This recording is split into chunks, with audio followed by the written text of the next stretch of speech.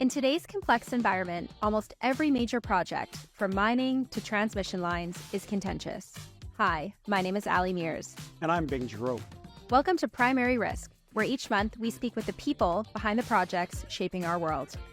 We'll be hosting candid conversations and hearing from industry leaders, political figures, engineers, and project proponents. We'll be exploring the soft issue risks, challenges, and solutions, and behind-the-scenes stories of what it took to get these complex projects across the finish line. Or not.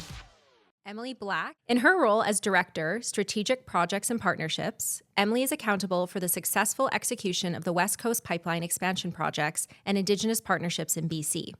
Emily has been with Enbridge for over 13 years and has held various commercial roles in Enbridge's Western Canada gas business. Before being named to her current role, Emily was Director of Business Development and was responsible for securing new growth opportunities related to natural gas, LNG, and low-carbon fuels. Prior to joining Enbridge in 2012, Emily worked for the federal government at the Treasury Board of Canada Secretariat and the Atlantic Canada Opportunities Agency. Emily has a Master's of Arts from the Norman Paterson School of International Affairs at Carleton University and a bachelor's degree in business administration from the University of New Brunswick. We are so grateful to have Emily on our podcast today. Thanks for coming. Thank you for having me. This is so fun for us because we've known you for a long time, both of us personally, through the LNG business. So thanks for coming on. When I was talking to Bing about this podcast, the first thing I said was, there's so much more to your story than what's in your bio. So I think that's kind of... We're going to dig in. We're going to dig. I was forewarned that I had to talk about myself on this podcast, so I'll do my best. Well, It's the podcast... the people behind the projects. It's the people, and you are someone that has done so much in British Columbia and so much in this business. So we really want you to tell us a bit more about pre-Enbridge. So how did you end up... Girl from Harvey Station, New Brunswick. Oh, that's impressive. How did you end up in oil and gas in Calgary? Yeah, so one of the reasons I don't love talking about myself, because similar to you, both, we spend a lot of time in rooms with incredible people, right? Like people that, incredible Indigenous leaders, community leaders who have overcome all of these challenges and, done all of these amazing things. And it's we're always the most boring people in a room. And that's the way I like it. If I'm the most boring person in the room, I'm in the right room. But I do actually get asked a lot by, especially young people, how I got into this role. Because I think, it's exciting and we're doing interesting things. And so I guess maybe I'll come at it from that perspective. And I hope what the takeaway is from this is that, sometimes it's the most unexpected jobs or the most unexpected experiences that gives you the exact skill set that you need for a job that you likely haven't even thought of yet, which is kind of where I am now. I think I started my career how many people of our generation started our career. We were kind of that tranche of kids that there was a big push on to go to university. So everyone kind of was headed that direction at that time. I think that's kind of shifting again now as we diversify our economy. But at the time, there was a big push on university. And I graduated with a commerce degree with a specialization in finance. Were you good at math in high school? I was good at math, but I didn't like science. So that kind of ruled out engineering, ruled out the sciences. But I did like math, and my parents were entrepreneurs, and I was like, how hard can it be? So I graduated with a BCom with a specialization in finance, but like most 22-year-olds, 23-year-olds coming out of school, had no idea what I was going to do. And knew nothing. And ironically, I actually ended up getting a job in South Africa. It was my first job out of university. Did you apply for that, or what was that like? I did, yeah. I applied. It was in the post office in Harvey Station? No, it was How do you find a job in South Africa? On the World Wide Web, which was invented when I was that Do you like how when she said of our generation, she looked at me and not you? Didn't look at me. We didn't have the World Wide Web. We had a lot of worldwide, but nothing webby. So I applied for a job I found online. It was actually through Bow Valley College in Calgary, and went over to work in South Africa. I was working with a women entrepreneur there, helping them upgrade their skills to kind of be more employable in the workforce there. And again, had no business doing that job whatsoever. I was 22 or 23 years old and shouldn't be training anyone to do anything. And I loved that job. I loved working over there. I had done a minor in international development, so I was always interested in travel, always interested in what's happening in the world. And once I was over there, I didn't want to leave. But I had a boss there, and to this day, she's probably one of the most influential people in my life. And she said to me, she's like, I know that you love this and you don't want to leave, but she's like, go get really good at something, go master a skill, get good at something, and then come back and like share your knowledge with others, which really stuck with me.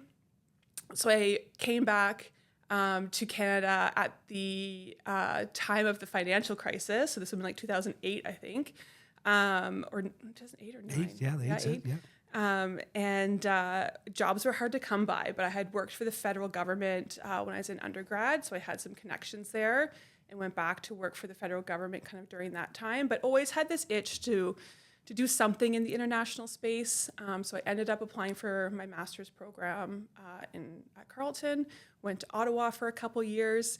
And that program, the Norman Patterson School program, is largely to train our diplomatic corps. So everyone from there kind of goes into government. A lot would go into like international affairs, foreign affairs, international development, those types of roles. But that was during the Harper administration. So if you remember the Harper administration, he was really not so much about foreign policy and more about policy home in Canada. So he actually shut down the pool that you would apply to go into to kind of be called up for these type of roles. So here I was with a master's degree in international affairs. I couldn't even really go into the pool where they kind of collect the candidates that would eventually go into these type of roles. And I had a bunch of student debt. So I did what many Maritimers do is go to the promised land, which at the time was Alberta. That just popped into your head though, but there must have been, like, how did that work out? It's quite common actually. Like a lot of people from the Maritimes after they finished school would come out to Calgary, come out to Edmonton, go up to the oil sands, pay off their student loans, save up enough money for a down payment for a house, and then go back. So I knew lots of people out here, and it was quite a common path. Back to the heartland. And it was all, it's interesting. That's, Alberta and its natural resource sector was already a place where you went to pay off your student loans. Yes, exactly. But of course, again, like I arrive in Calgary. I know nothing about the energy industry. I have no experience working in the energy industry. I applied for a million jobs, entry-level positions. Really relying on my business background and my finance background. So looking at jobs that kind of in the commercial space. And finally, I just got a call one day from Enbridge about a position that was a gas development analyst. No idea what that meant. Even when the HR person called me for the interview, I was like, can you resend me the job description? I'm like, can you tell me what the questions are going to be in the interview, please? No idea what's happening. But yeah, I went through that interview process. I happened to connect with the people that were doing the interview, and they just honestly took a chance on me. I really had no business getting that job. They took a chance on me. I got the job, and that was 13 years ago. So what did you do as an analyst? What was the job? Tell us. Great question. I was working a lot with the commercial team, like looking at deal structures and doing like financial modeling and gas fundamentals, looking at supply and demand and what opportunities might unfold in the future and those types of things. So, relying a little bit on my economics background and all that stuff. So and spreadsheets and maps were basically the job. When did it start getting, obviously at first you were thankful for a job, which being a 20-something, you're always thankful for a job. When did it start getting interesting for you? Like in which role within Enbridge were you like, oh, wow, this is really interesting. This is something I really like. I'm passionate about this. Because working with you bring a lot of passion to any room. So I think there was a bit of a shift, and I'm so bad at dates and timelines, but there was a shift sometime before COVID where the commercial team typically worked in commercial stuff. And then we had a community Indigenous engagement team that worked with First Nations, and we had a government relations team that worked with government, and everything was like pretty segregated. And especially when we were looking at opportunities in BC, we were learning more and more that there was no business, there was no commercial opportunities unless you had these other elements right, especially Indigenous engagement. And so there all of a sudden started to be a real intersect between Indigenous engagement and the work that we were doing with communities and how business opportunities were manifesting. And so I think that's when it really got interesting for me. We had, a really amazing team on the ground doing community Indigenous work in BC. And they were kind of the first ones to reach out to me and said, like, can you explain to me, like, why we do projects this way or how we develop projects? Because they were also starting to kind of see this shift as well. And I just started spending a lot more time working with communities and opportunities to a point where, like, communities were bringing opportunities to us. Like, I remember there is I think it's a coal export terminal, Ridley Island coal export, and it was owned by the government, and they were, like, selling part of it off to First Nation communities. Bing was the one something. selling it. Okay. I was the chairman. Okay, perfect. I should have known you were involved in this. And so there's nations had approached us, like, even like back then. Partnership, yeah. To partner on their acquisitions. And so all of a sudden, business opportunities were coming from communities versus coming from, like, our customers, which was our traditional model. Great. And so this is when you started, because we want to talk a little bit about you becoming the leader you are today. And again, it's hard as Canadians, we're self-deprecating, but when did it start to be, when did you feel that you were becoming that leader and, developing into somebody who could lead the teams? Mm-hmm. When did you start to feel that you were that level of confidence and control? Leadership's an interesting thing. Like, I feel like it's an evolution. I think I always demonstrated leadership characteristics, whether it was, like, from sports teams or working on, projects at work with different functional areas. And so, having that cross-functional collaboration. I think I always demonstrated leadership skills and felt comfortable being in leadership roles. There's a difference between, like, that sort of leadership and then actually being a leader in a hierarchy. And our industry is, like, very notoriously hierarchical. And there is a big difference. And I think for me, all throughout my career, I think one of the things that has got me to where I am is, being authentic, being down to earth. People know that they can come to me and I'm going to tell them what's going on, and I'm not going to kind of beat around the bush. And if they're, wondering why decisions are being made, I'll take the time to explain it to them. And so I think, and I also have a bit of a casualness to me, as you know, like, you can find me at any lobby bar at a conference, and I'm happy to sit down and have a chat about anything to anyone. And I wanted to stay authentic to that, because I think that's how I connect with people and how I was able to, build trust with people and work my way up through the organization. So I never wanted to lose that. But then you also have responsibilities as a leader in an organization. And so I have a leadership coach. It's something I work on all the time. I think it's, like I said, it's always an evolution. There's no moment where I was like, okay, now I'm a leader. I still work through that kind of all the time. But and so there's some advice in there. If we're talking about maybe some people who might be listening are thinking about their careers, where's that advice? Just like when you're talking about finding your jobs. Mm-hmm. I think surrounding yourself with good people and then building that trust. I really try to make sure I have strong relationships with everyone on my team. I want to be someone they can come to and vent. I want to be someone they can come to and ask advice. I want to be someone they can come to and collaborate with. At the end of the day, the stuff that we're doing is hard. It is not easy building infrastructure in Canada. It's not easy partnering with, all these different entities that have different interests and their, own issues, their own things going on. It's challenging. It can be emotional work. It's not an easy day. There's really no easy days at the office anymore. And so I think, making sure that you surround yourself with good people and then building that trust and having those open relationships allows you to work through a lot of problems, because you do need a lot of brains on this stuff. I think the trust thing is so important. I think you bring that, especially on the deal, and we'll talk about it a bit later, that we worked on with you. I think you brought that, and I think people can feel that authenticity. I really do, especially when you're working with Indigenous nations. I feel like they get the people in the room that are being honest and open and transparent, and can kind of smell the ones that aren't. So I feel like you naturally kind of bring that. I want to talk a bit about no buzzwords. I want to talk a bit about. We'll leave that government conversation on buzzwords to later. There's always buzzwords. I am good at buzzwords, but I try not to use them in my everyday jargon. Yeah. Well, we worked on a deal together, but before we get to that, I mean, Emily, you've closed a lot of transactions. In fact, we were on stage together a couple weeks ago, and you were listing off a couple transactions that I had no idea you had worked on. Mm-hmm. So. when did you kind of start closing deals, and what are some of the deals that are you're most proud of? Like, what are some of the ones you look back on and you're like, whoa, that was hard and tough, and I'm really proud that we closed that. That was really meaningful.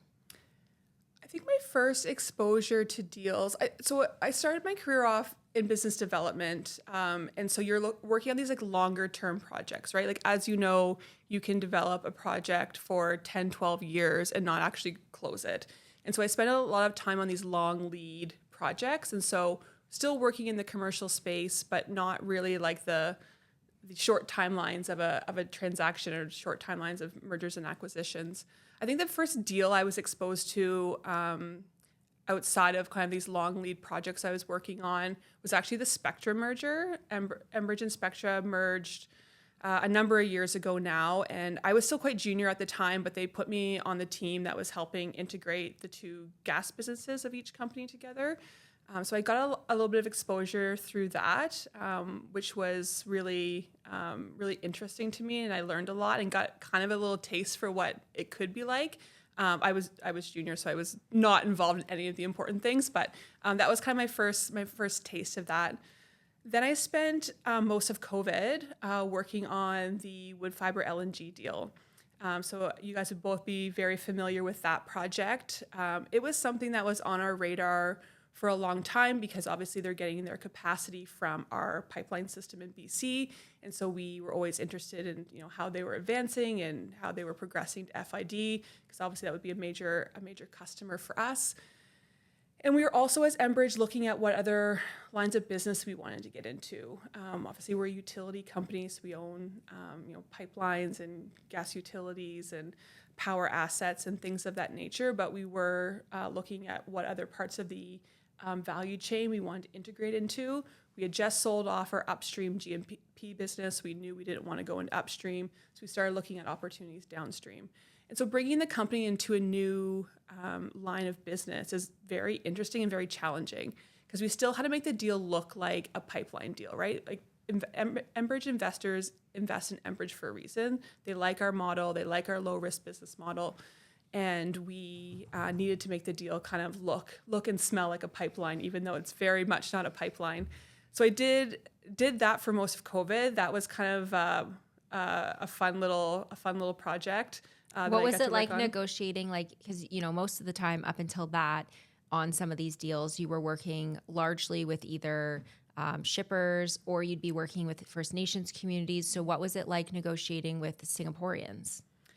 It was different for many reasons. Obviously, there's cultural differences when you're negotiating with Asia versus our shippers here in Canada, and it was also COVID, so it was just a weird time. Yeah, it was a weird time in general. We actually were meeting in person from time to time, but masked up at the end of boardroom tables. The whole deal. So yeah, there was a lot of learning and just approach. I think that when we're dealing with counterparts that we're used to dealing with, we just kind of know how things are going to go. Where with this, there was a bit of a new world for us. So it was. This is when you drew on your international relations experience. Yeah, I guess so. I never really thought of it that way, but yeah, it was. It is funny how all these things kind of end up linking throughout your career. But that was a fun one. And that wrapped up, let's put a date on it. Gosh, I really should have brought... I feel like it was 2021. That sounds 2021, right. 2022. Yeah, that sounds right. And it was a 30% purchase? 30% interest, yeah. I really should have brought a piece of paper with dates on it. Cheat sheet of your life. Yeah, I'm the worst with dates. And then after that, I went and worked on Aitken Creek Gas Storage, which is the one I think I mentioned to you that you were like, oh, I didn't know you worked on that. So that was owned by Fortis BC. It's attached to our system, so the gas, they draw gas and put gas onto our system. It's a peak shaving facility, or? It's mostly meant for storage for seasonal differentials. So shaving, so they'll put gas in when prices are low and pull it out when it's high. And that was the next deal that I worked on. And that one I really enjoyed because that was kind of the first one that I was in a leadership position on. The previous ones I was, a manager reporting into a director. So, definitely contributed to those deals, but it ultimately wasn't my accountability if it got done. So that was the first one where I was the lead on it. Were there and I any was regulatory accountable. angles to that one? Or was that straight No, business there were transaction? definitely regulatory angles to that. They were regulated by the BCUC, which actually is a regulator that we're not overly familiar with because our assets in BC are regulated by the CER. And so there were some pieces that we had to work through with them. And then, of course, everyone has to go through the process with Competition Bureau as well. But relatively painless process from a regulatory perspective. And then your next deal after that was the Stolen Seke deal, It was, yeah. which was a really easy deal, no problem. Yeah, it was. Just like Alberta. Just like Alberta. Absolutely. Well, tell us a bit about that deal, Emily. I mean, you were the deal lead for that as well, and it was arguably a much more complex deal than the previous one that you had worked on with Fortis, 38 nations. Well, actually, I think it was 46 that you had made the LOI to. So can you just talk us through a little bit of that deal and tell us kind of a couple of the bumps maybe along the way? Sure. So as you pointed out, it was a 12.5% interest in our Westcoast system. That's the kind of heart of the BC gas system. It runs from Fort Nelson and Fort St. John, kind of comes together at Chetwynd, and then runs all the way down to the Huntington-Sumas border crossing.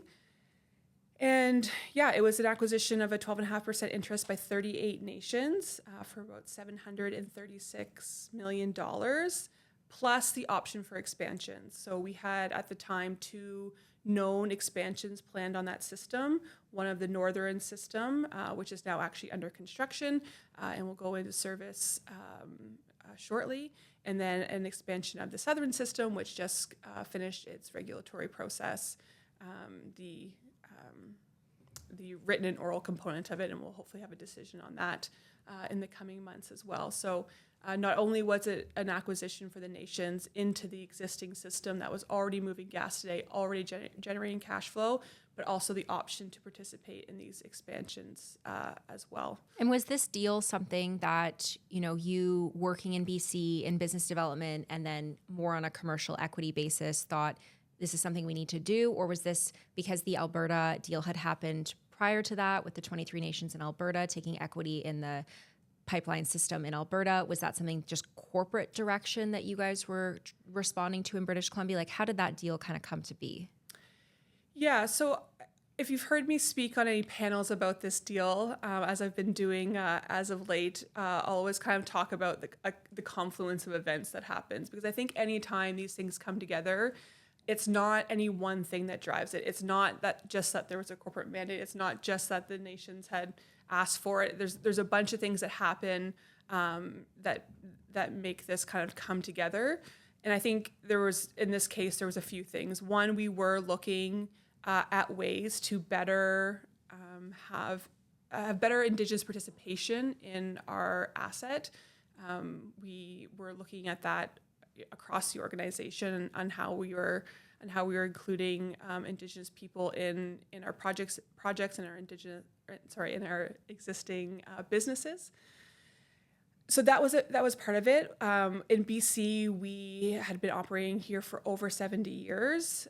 We had pretty strong relationships in the north because we had gone in over the last 10 years and done a number of expansions on that northern system. So by virtue of having expansions, we'd be going to the communities to talk about the expansions and, started to build up those relationships over time. But on our southern business, there were some communities that we hadn't been in really at all. There were places where we had relationships where we're going in for operational purposes and those types of things, but we just didn't really have the relationships that we wanted. And so we started looking at this back in 2021 about, what our options are to have better participation in these assets. And equity was one of the things that we discussed, but at that time we had no way of really financing it or putting it together. People were talking about equity, but it was more people talking about it than actually doing it. And I think the big hang up was financing. Shortly after that, we did our deal in Alberta, the Athabasca deal, where we had 23 Indigenous groups invest in 7 pipeline assets that we have in northern Alberta. And that was kind of our first proof of concept. So all of a sudden we knew we could do it. They had relied on AAOC, though, who had just rolled out their Indigenous Loan Guarantee Program. And we had Jason Kenny on our podcast, so our listeners know all about that program and how it got stood up. You know, they were the first. They really started this all, and you know, kudos to them for doing that. I think it really was a game changer in terms of going from talking about equity to actually being able to execute on equity. So we now had a proof of concept, but we still didn't have a federal loan guarantee program that was applicable to us. But at least we knew it was possible. And then I think the other thing is the nations asked. You know, a lot of the nations that we worked with have had industry in their backyard for many years. A lot of them had established businesses, and they were interested in these types of opportunities. And so, I mean, they were asking us about equity going back to pre-COVID time, and we just weren't able to kind of make it happen because of all of the barriers that were in the way. But yeah, there was kind of a bunch of things that had to happen for this to work. And then obviously the federal government coming out and announcing their program, that was key to making this. But it was just a press release. It was a press release for a while. Yes, it was a press release for a while, but it gave us hope. It gave us enough hope that we knew we could keep going forward. I mean, that decision on the part of Enbridge, I mean, that was a courageous decision to pursue something that essentially was a budget announcement. Mm-hmm. And it took you almost 2 years to get them to realize that. Mm-hmm. And to the credit, it is the first under the Canadian Indigenous Loan Guarantee Program, and probably will stand in terms of the number of nations as the largest for some time. Very possible. I mean, I wouldn't recommend this approach if I was to do it again. It goes much smoother if you already have a loan guarantee process in place. But I'll give credit to the nations, because when we talked to them about it, we were very clear, like, this is not going to work. And we did look at whether there was other options. Like, is there a way to do this without a loan guarantee? Or with Alberta, because they do have a bit of a loophole in their program where if it's 25%. Yes. Or if the product is coming from Alberta, then they actually will do a loan guarantee in BC. Yes, yeah, you're absolutely right. They have the ability to do loan guarantees on projects in other jurisdictions, as long as there's kind of this linkage back to Alberta. So we kind of turned over all of the rocks in terms of different options, and we got to the point where we're like, okay, this is not really going to work unless BC gives us a loan guarantee or the feds give us a loan guarantee. And so we were very clear to the nations about that, and said, this is going to be part of the work that we have to do together, is that we're going to have to go and talk to government and get a loan guarantee for this. So it was just another extra element that made the We're deal. have to build something out of nothing. Yes, exactly. Might as well fly one more airplane while we're building it. Why not? Okay, so one of the questions that Ali and I talked about earlier. Okay, ribbon cutting, great. What about that program? Because you're still, one of the few, if maybe the only one. The only one so far. So it's time for fixing. What would you tweak? I think that question is probably best answered when they do their next one. Because I will give, I think, to be fair, we truly were flying the airplane while we were building it. And the federal government was doing the same. You'll listen to any of the folks from CDEV speak, and they were like, Enbridge and the nations were beating down our door basically the moment we had a press release out, to your earlier point, Bing.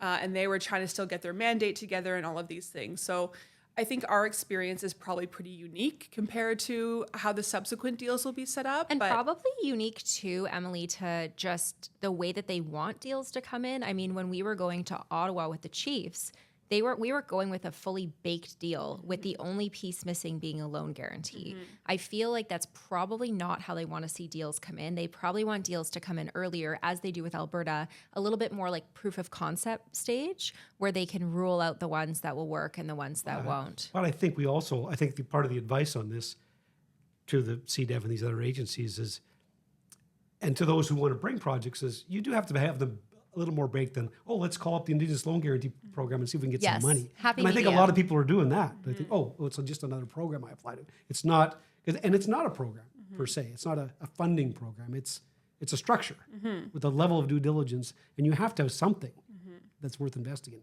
worth the taxpayers' dollars backing up. Yeah, absolutely. So I mean, I think it'll be interesting to see how they manage capacity funding.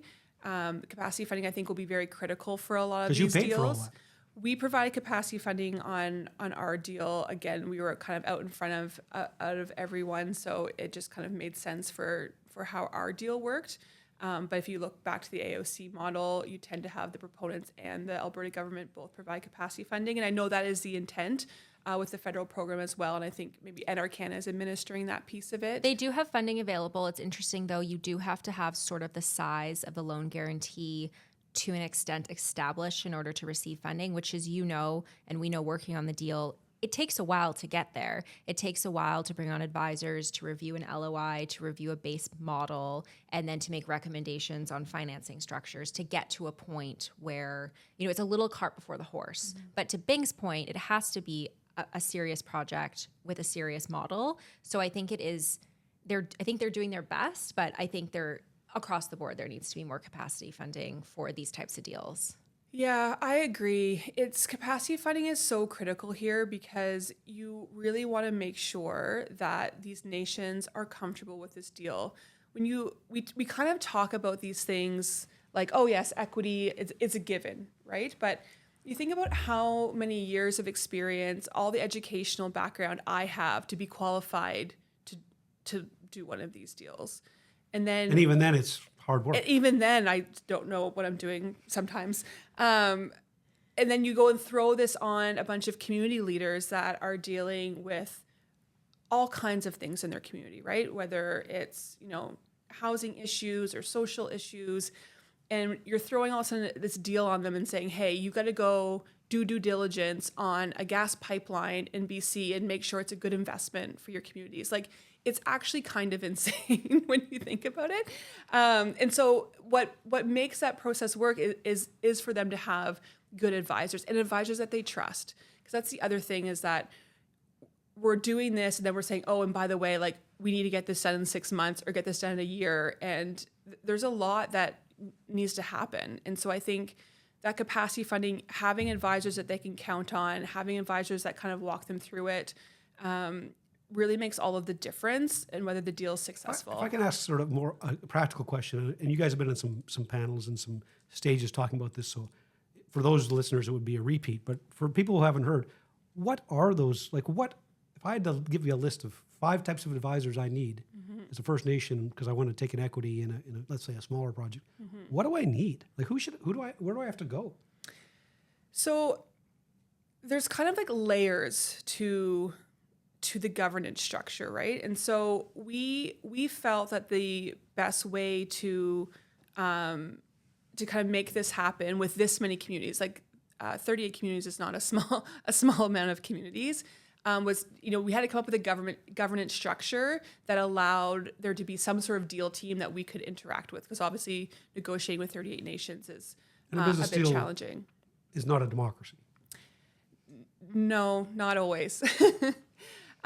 So we actually brought in a facilitator to meet with all of the nations. Dan George, yeah, shout out to Dan George. He's amazing.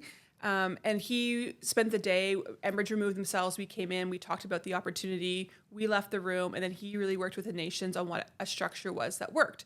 And so the structure that they came up with was to have a steering committee, which is 1 member from each of the 38, and then a transaction committee, which was done by geographic region. So Stolo nations had 3 representatives, Treaty 8 had 2 representatives, and there was different amounts kind of based on the size and number of nations in each geographic area. And then that transaction committee was who kind of interfaced with Enbridge. And so you have advisors kind of at all tiers of that structure, right? So at the transaction committee level, and those are the ones that are in the most detail. They're the ones doing the full due diligence on the deal. Like, we are populating data rooms just like we would populate a data room for a deal with TransCanada or Pembina Pipelines. And so there's a lot of technical information there. So that transaction committee has access to all of that. And so they have their own advisors. So they had a law firm that was helping them out. They had tax advisors, and they had a bank as well, which is typical in transactions of this. They had TD and Boughton Law and MMP working on this. Was there any technical, sort of the operations types of due diligence required? No, so how we set it up is that we had third-party reports done of all of this. So we got like a third-party independent engineering assessment, and that went into the data room. And so the bankers who are very familiar with doing these deals could go in and say, yeah, this is a third-party assessment done by a credible company, and they said that this is, all makes sense. Everything operates as it should. Maintenance is done as it should. Investing into a white elephant or... Yeah, exactly. So we had all third-party reports kind of done for those technical elements that were accessible. And you had to pay for that. That wasn't covered by any capacity. No, but that is quite typical for a deal. Like if we were doing this with anyone, that's something that the seller would typically do as part of their process and pay for. And so there's the advisors at that level, but then also the individual 38 communities also had to make the decision, like, is this a good opportunity for my community? So they also had capacity funding to have their own legal advice on, whether this is something that made sense for them. So you've kind of got now 38 other lawyers that are also involved in this. Each with their own input on the same agreement. Yeah, I mean, I think we try to keep like the changes to agreements to a minimal, because we would have been here for 10 years, but certainly helping the nations assess whether what was negotiated was something that was going to work for them, like whether they're going to opt in or opt out. So there was that.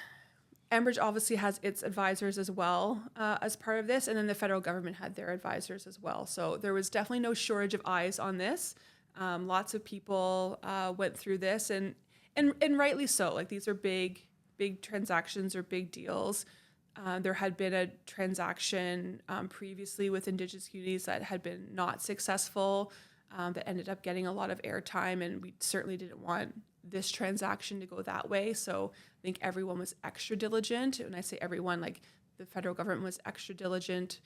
The nations even were, eyes wide open on all of these things, and of course we were as well. So there's many hands that got this one across the line. Absolutely. Yeah, it was, we played a weird role in this deal, which... Unique. We like to call it unique. Oh, sorry, unique. As sort of an advisor Isn't the difference between weird and unique just how much money you have? I don't know. I call myself weird, but I can start calling myself unique. That makes me feel better. But no, I think the role too, and it's an interesting one to talk about. I think I'll add two things. One, we played a unique role because there was no loan guarantee program in place. So, we were chatting with you about that. We eventually reported to the chiefs and the nations on making sure they got that loan guarantee through. I do think government, there is a kind of a role for government relations, communications. And I'll add, there's one is kind of I don't want to use the word interloper, but it seems appropriate here, between the nations and the company. Mm-hmm. I think a less perhaps formal role where communications can flow and it can be sort of a neutral third body. I think that's difficult in some of these larger deals where there's 38 nations, but I do think, when you're coming together with the nations, it can often be somewhat tense because you are negotiating a deal. Mm-hmm. Sometimes having a middle person, and we're actually now playing that role on a different deal where we're sort of the go-between between the nation and the proponent. We kind of understand at a high level how these deals work, so we're able to provide advice to both. I do think there's sort of a sweet spot there. Even if loan guarantee programs are in place, Alberta being one of them, the federal government, these are still very complex programs to understand. And Alberta is the only one that's non-political. So all the other programs, Saskatchewan, probably BC's when it stood up, the federal government, Ontario, the decision on whether or not a nation will get a loan guarantee lies with a minister. So that in itself, I think, is a little misunderstood. And, we know from going to Ottawa a dozen times over the course of 2 years that unless you're kind of priming the pump with PCO, PMO, finance, you might get your loan guarantee overlooked. So I think that's maybe one other role that I would add in there. And that's not just self-serving. I do think it's really important to these deals to have some advice on how to navigate that whole complex system. I agree. There's every deal is different. Like as Enbridge now, we've done a few of these deals and we're continuing to look at more. And every time we think we have a model or we've got a bunch of lessons learned that we apply, then something changes and it doesn't work on the next deal. And so I think you have to be kind of flexible. And so I think what is required in terms of support in these unique positions and roles that you sometimes fill depends on the deal, it depends on the asset, it depends on who's on the transaction committee and where there might be gaps there, or what dynamics are playing out there. So everything kind of is unique each time you're going through it. There's definitely, things that we carry through and structures that we have found to work, but I'm always surprised by how not rinse and repeat this is. Like it truly is. You kind of have to look at it, find what the gaps are for this specific deal, and then fill those gaps with the right people and the right capacity. Absolutely. Well, there's a beginning of a roadmap there. I mean, we've talked about the things you must have. You need a bank, you need these other sorts of advisors, but there's also this gap analysis of what's missing. Again, with Stone Leseke, 38 nations, how to get them to work together. How are they going to be comfortable with one another? And then are they going to be in a position where they feel like they're at an equal level to negotiate something as complex as this?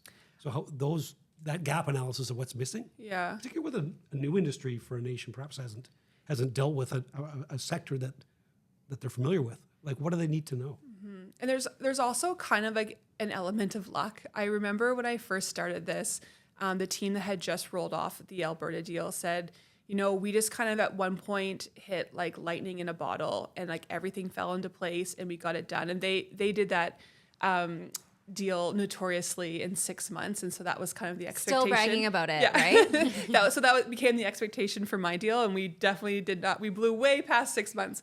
But I'll never forget that the lead telling me that, and it's so true.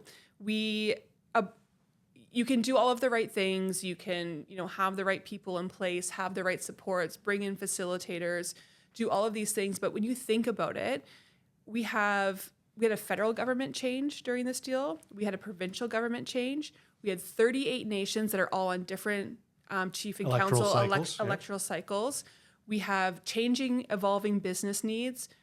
Like the situation with our customers is not static. Like the amount of moving pieces in this. So you're working and working and working and working, but there's always this moment where it's like you're standing in a field, there's tornadoes going all around you, and the wind just stops. And when the wind stops, like that's the day you sign and you go. But it does take a bit of an element of things coming together because there are so many moving pieces. Well, speaking of tornadoes in a field, I actually want to pick your brain a bit, Emily. I feel like you have such a clear understanding and line of sight on our country, not just because you've worked for the federal government and you're from Atlantic Canada and you're working in Alberta, which I think in general gives you a bit of an oversight of kind of the different parts of the country. But I really want to dig a bit deeper on what you think makes Canada or could make Canada an energy superpower. We hear this all the time. You work in oil and gas. Like, what are your thoughts on this? Yeah, that's a tough one. Something that I've given a lot of thought to because, I think that with this focus on Indigenous equity, like you'll go to a lot of conferences and people are talking about like, we've got to do things in Indigenous partnership and then things can get built. And I actually don't think it's that simple. I think Indigenous partnership, Indigenous ownership, if that's what works for the nations or some sort of involvement is for sure like foundational to building infrastructure in Canada. But I think it's probably a bit disingenuous to be like, this is just the one thing that needs to happen that will enable this all to happen. Like there's a bunch of challenges that we have. I think our regulatory process has become complicated. Sclerotic. He loves that word. I'm going to have to get my dictionary out for that one. Like sclerosis. Okay, fair. We've created, tiered regulatory processes through our federal system. We've kind of picked an arbitrary point of 40 kilometers or less. And obviously I'm going to speak to pipelines because that's what I know. Do we need two processes, one for 40 kilometers or less and 40 kilometers or more? Like, I think the process that we have for 40 kilometers or less is pretty substantial. In terms of what we do for what do you have to do for those listeners that don't work in oil and gas? What do you have to do extra if you're over 40 kilometers? Well, I'm not a regulatory expert, so I'm probably like dancing on the edge of my knowledge. Just enough to be very dangerous. Yeah, exactly. It's a longer process. Well, in British Columbia, we know for I think it's transmission lines. If transmission line exceeds 14, it triggers the environmental assessment. Right. So it's a whole different level. And so, fair enough. What's the difference between 13 and 15 kilometers? It's a bit arbitrary, it seems. Like I think we want to be rigorous no matter what. We want to be rigorous in terms of engagement. We want to make sure we have participation. So I think those things are going to happen. It's just like, do we need to be at this for 2 years versus a shorter period of time? So I think there's things like that can be looked at. We go through the federal process for our system, and then after we have a regulatory recommendation from the CER, then it goes to a GIC decision, which is a political decision. Is that necessary? What other question can be asked at that or answered at that point? Right. Haven't you answered all the questions? So we've introduced a lot of different decision points along the way that opens it up to challenge as well. And so I think there's definitely some regulatory pieces that could be addressed that would help, us become the energy superpower that everyone is looking for. Let's jump on the energy superpower. You and I were talking about this before, this energy superpower. So I'm going to ask you to put your Enbridge hat aside a little bit, but you're somebody who's living and breathing oil and natural gas, right? West Coast. We talk about energy superpower. If you were the king of Canada, and you could make Canada an energy superpower, Queen of Canada, sorry, what would you do? Where would you look? And I'm talking broadly. Would you look at Asia? Would we continue to look to the Americans? Would we, because of the with the conflict in Europe, would we look to those? Where are our opportunities to be that energy superpower? Yeah, it's a great question because honestly, the global dynamics are changing all of the time. I think we've learned our lesson with the current administration on putting all of our eggs in one basket. Obviously, we export almost everything to the U.S. right now, and we just started with LNG Canada exporting some natural gas over to different international markets, and before that, we were exporting propane and other things. But it is shifting. I think when I first started all of this, working in the LNG space and working in BC, everything was focused on Asia. And particularly the Chinese market being the growth market. So you kind of have like your stable markets like Japan, Korea, Taiwan, but they tend to have long-term contracts. But there's opportunity as those contracts roll off. Whereas like China was the big driver for growth. That's kind of shifted now as like global political dynamics have played out, and now Russia's sending a lot of gas to China because they can't send as much gas into Europe because of the dynamics there and the situation with the pipeline that was ruptured.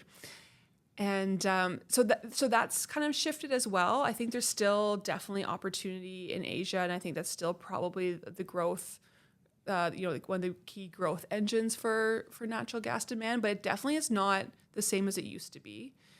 We look at Europe. Europe is obviously looking at energy security in a way that they haven't before with the dynamics that have played out with Russia as well. They were on a push for a long time for green energy, and I think it's very, very much still a big part of their portfolio, an important part of their portfolio, but are definitely looking more to gas. But, us getting gas to Europe is difficult because we have to go across an entire country first. All of our gas is in BC and Alberta, or I shouldn't say all of it, but most of it. So that's a challenging market for us as well. And so I think, the answer is always boring. The answer is always like diversity, right? It's always, you can't kind of put all of your eggs in one basket. There's going to be, opportunities in the U.S. as, the U.S. has a bunch of their own LNG projects coming online and backfilling that gas. There's going to be opportunity in Asia, and there's going to be opportunity in Europe. So I think it's some combination of all of that. But there's no silver bullet, I don't think, in terms of like go here and then you'll get to be this. But maybe it's just produce more and sell more. I mean, it's a good start. I actually have a kind of small question on what you just said, Emily. Can you tell our listeners a bit more about the U.S. market and what that looks like? You just made a comment about how we're going to need to backfill some of these LNG facilities that are coming online in the U.S. What does that look like right now? Like, what is the U.S. facing as far as their commitments to LNG and LNG facilities? Yeah, so I mean, we all kind of started this. Like North America started the LNG Gold rush. Gold rush, yeah, that's probably the right word for it. At the same time, and they eclipsed us like there's kind of no two ways around it. They brought on like facilities very quickly in the U.S. Gulf Coast and became an exporting superpower. Are they they're the largest exporters now, or close to it? No, I don't think they're the biggest. I think that the Qatar we won, and folks they're in two. the East still kick them. But yeah, it became definitely one of the top 3 global players for sure in that space in a relatively short period of time. Whereas we're just kind of getting our first facility online and going, with a few coming in behind it. The smaller ones. Yeah. So because there is all that exporting, there is a kind of a sucking sound down to the Gulf Coast in terms of where the gas is all going, and so obviously there's opportunity for Canadian gas to kind of go into the U.S. into markets that require gas. But like every system, pipes are kind of all set up in certain directions, and so gas can kind of only flow where it can flow. But certainly we send a lot of gas down into the Pacific U.S. from Canada, which is where our pipeline goes into. That's a bit of a gas island. It's kind of hard to get gas from anywhere else there. They do have one pipeline that comes over from the Rockies Basin, but they're largely dependent on our system. We've got pipelines that flow down into the Chicago area that would provide gas to kind of industry and everyone there. So there's definitely room for Canadian gas, but I don't think we want that to be our only place gas is going. I think we've learned our lesson as far as having one customer. Well, as an aside, and I think I read this recently, I think the Norwegian Sovereign Wealth Fund, which is based on oil, has now reached $1 trillion. Oh, okay. I hadn't read that. And here we are, North America, certainly Canada, with equal or more assets, and they're going to finance their energy transition on the backs of having sold that energy, so they can maybe do some of the climate change things they would like to do because they have the cash now. Yeah, I think as an industry, we definitely have been way more diligent about how we develop and transport our natural resources. And I think that's good. Like, I actually think it's good that there's some natural tension in the system and people are challenging us in the way that we develop things, because we always can, do better and should be doing better. Technology evolves. There's different things that we can do to make sure that we're developing our resources in a way that's sustainable and makes sense. And so, I'm glad that we're being challenged, but I also think there's a point where we do actually produce natural resources in Canada in a very responsible and sustainable way. And so we need to do that. Like we are a natural resource economy. That's where a majority of our wealth comes from. And so that's what we should be doing. And if we're serious about really investing in other sectors, whether it be clean tech or things like AI, which requires an incredible amount of energy, if we're serious about making sure that healthcare standards stay up to snuff and education, can be reasonable and reasonably priced for folks, we do actually have to take that a little bit more seriously. If you use the language superpower, like what else in Canada could we be an economic superpower about? I can't think of anything. It's energy. Everything else, we could be good at it, we could be competitive, but we're not going to be the superpower. I mean, we saw it in solar panels. We were going to all move to this green economy, and what did the Chinese do? They just made a lot of solar panels. What they're doing on EVs and batteries, they're just eating our lunch because they can. I would argue that we could be the superpower of something else, but we need the money to fund it. I think that's what it comes down to. I think if you look at, for example, what Taiwan has done with chips, which we need for AI, that is them investing their own money to create that industry. But in order to do that, the capital resources, which are really intense, required to quote unquote create a new sector like that, are huge. And the only way, particularly with the social welfare system our country demands. Totally. And so the only way we can afford that is to pump more oil, gas, and other resources, which frankly are being demanded by the world stage right now. Yeah, absolutely. And I think, we've also got, a forestry sector, critical minerals, but they all kind of are in that extractive space. Yeah, absolutely. Absolutely. Bing, any final questions for Emily today? Okay, we kind of glossed over it a little bit, but we need to talk about this because one of the things we talk about, this podcast called Primary Risk. Mm-hmm. And so we think here at Sedgwick that the first risk, certainly in the modern world in OECD countries, that companies need to face is that to do with people. And so, tough question, and I'll give you a little out on this, but Northern Gateway to Stone Laseke, big transition in terms of relationship with communities, relationship with Indigenous. That's a big change. And maybe talk a little bit about that. And I'll give you an out on this as well, because people speak really well about the Indigenous work that LNG Canada / Shell did to build that facility. And it was excellent work. But people forget, people like me, old British Columbians who've been around, that there were protests based on some coal bed methane leases or properties north of Terrace. There were get the shallow protests and parades in the city of Terrace and Spitters about that company. But they managed to turn it around. And I think you could say the same thing about Enbridge. So maybe talk a little bit about dealing with these types of risks and dealing with reputation and how a company can learn and be better. So I kind of started working in the BC space just as Northern Gateway was shutting down. So the tanker ban had come into effect. The team was kind of doing their wind down work, and I was coming in with a mandate to grow our gas business. And so I have kind of a unique perspective on it because I started off with not being able to get meetings. Like, people would actually refuse to meet with me, which I was kind of taken aback by. So I was like, what happened here?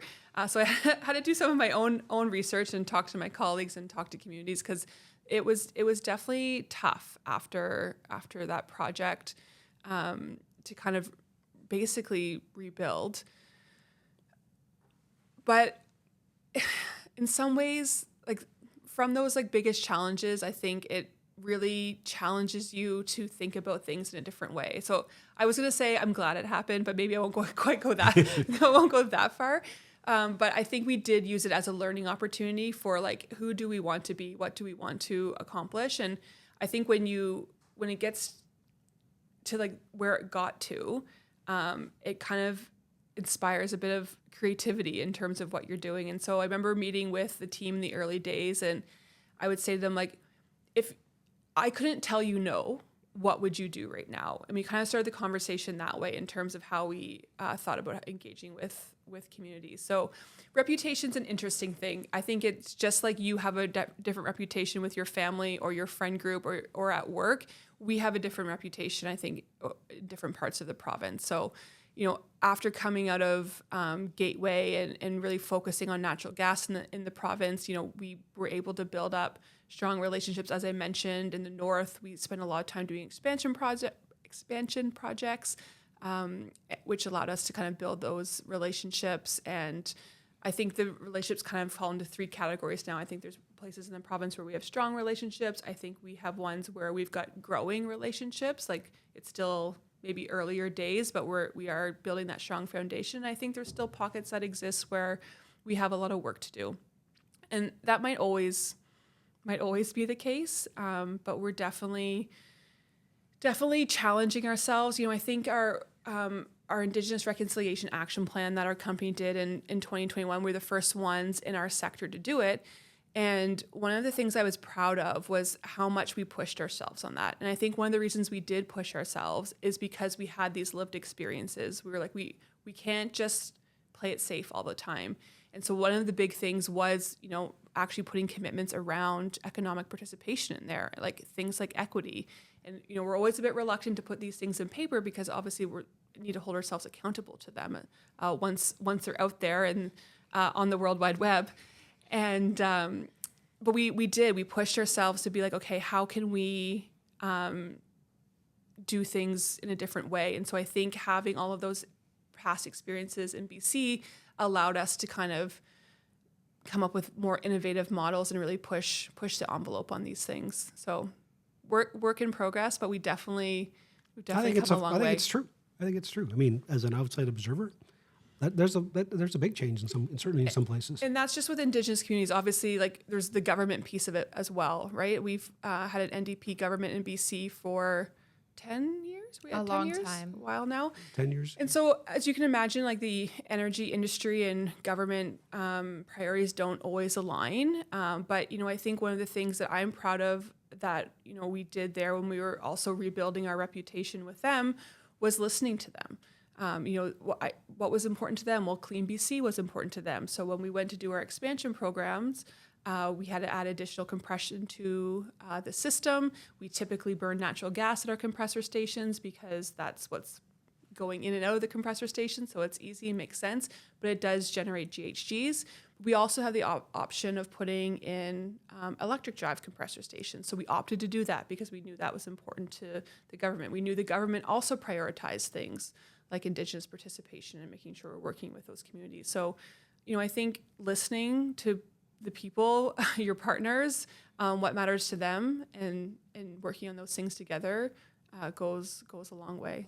Well, you guys have done a great job, and we really like to highlight people like you and companies like Enbridge on the podcast because they don't typically get the best rap in media. And I think the work that you've done, not only in BC, but also Alberta, Saskatchewan, Ontario, other jurisdictions, is really setting the stage and setting the pace for your industry. So congrats to you guys on that. Thanks so much for coming in today, Emily. We really appreciate it. Thank you to our audience for listening to this episode of Primary Risk. Please follow us to receive notifications on all of our upcoming episodes wherever you might get your podcast. And Emily referenced a lot of different deals today, so please check our show notes out for references to any materials and deals she mentioned. New episodes are released monthly, and we're excited to announce our upcoming speaker, which I think is happening in just a couple weeks. So please follow us on LinkedIn to receive updates and announcements. Thanks a lot, Emily. Thanks, for Emily. having me. You're the best.